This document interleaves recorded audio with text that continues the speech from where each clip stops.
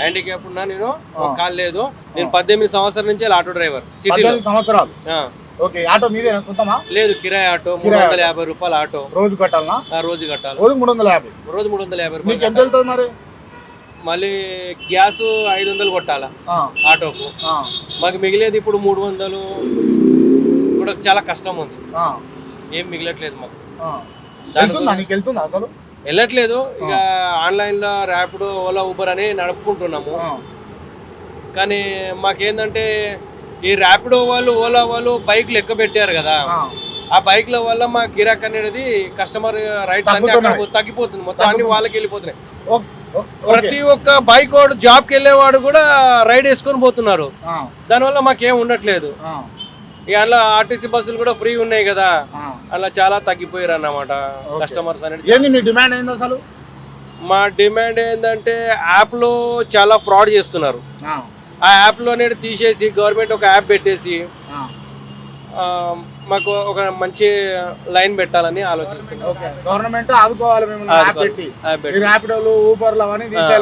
అంటే నేను అనేది ఏంటంటే మాకు రోడ్ ట్యాక్స్ అనేది, ఇది మన పర్మిట్ అనేసి దీనికి 2 లక్షలు తీసుకుంటుండు గవర్నమెంట్.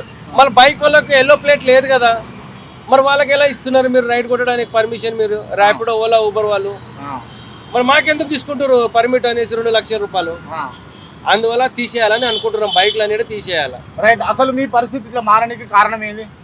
మా పరిస్థితి కారణము అనేది అంటే మా కాళ్ళ మీద మేమే రాయేసుకున్నాము. విచ్చలవిడిగా డబ్బులు అప్పుడు అడిగాము. అది యాప్లో వచ్చేసి మాకు మొత్తము నడుము ఎడగొట్టేసినట్టు అయిపోయింది మొత్తానికి. అది అలా జరుగుతుంది. ఓకే, ఇప్పుడు తెలంగాణలో రేవంత్ రెడ్డి రాకముందుకు మీ ఆటోలు మంచిగా నడిచినాయా, ఇప్పుడు మంచిగా నడుస్తున్నాయా?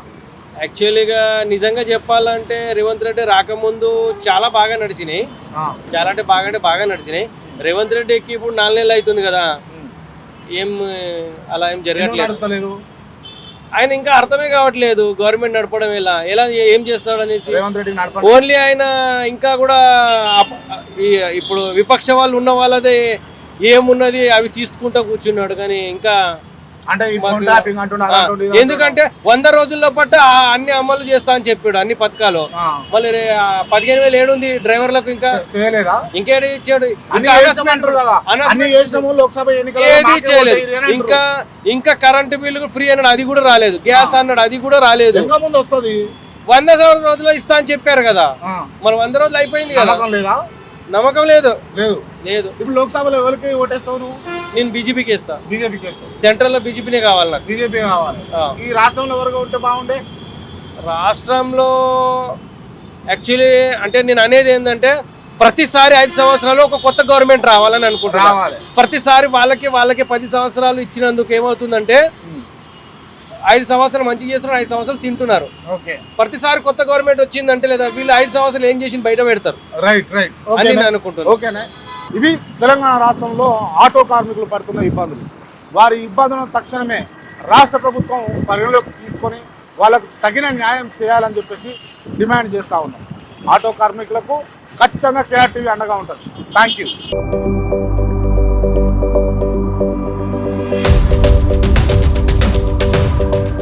ఏం నడపలేదు ఆటో? మరి ఆటో నడుపుతున్నావు కదా రోడ్డు మీద? నడుపుతున్నా. ఇక అట్లా అని చెప్పి ఇంకా తిండి తినకుండా ఉంటామా అన్న? చెప్పు, అంతే కదా. ఎంత వచ్చేది అప్పుడు? ఎంత వచ్చేది ఇప్పుడు? ఎంత వస్తుంది? అప్పుడు 1000-1200 వస్తుండే, ఇప్పుడు 600-500 కంటే ఎక్కువ రావు. 600 కంటే కొత్తలేవు. కేసీఆర్ పరిపాలన మంచిగా ఉండేనా రేవంత్ రెడ్డి? కేసీఆర్ ఎందుకు అంటే ఏం చేసాడు కేసీఆర్? అన్ని చేసిండు. ఏం చేసాడు? ఉన్నవాన్ని గుంజుకుంటున్నాడు. ఈయనేం చేసాడు? మరి ఏం గుంజుకున్నాడు అంటే ఉన్నది మా పొట్టలు కొట్టిండు. మరి నిజంగా కొట్టిండు. మరి ఎవరు ఇస్తున్నానా?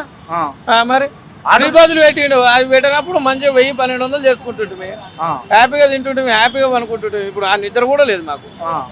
చాలా ఇబ్బంది అవుతా ఉంది. గవర్నమెంట్ నుంచి మా ఏం లేదు, అదేదో పెట్టిరు మాకు 15,000 నెలకి ఇస్తామని చెప్పని. అది ఒకటే అప్లికేషన్ చేస్తే చాలు. ఇయ్యరు అది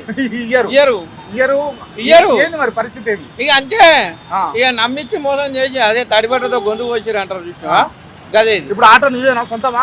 సొంతమా. దీనికి ఏమైనా కిస్తు కట్టాలన్నా నెలకు? 10,070 రూపాయలు. 10,070 రూపాయలు వెళ్తున్నాయా? మరి వెళ్తున్నాయా?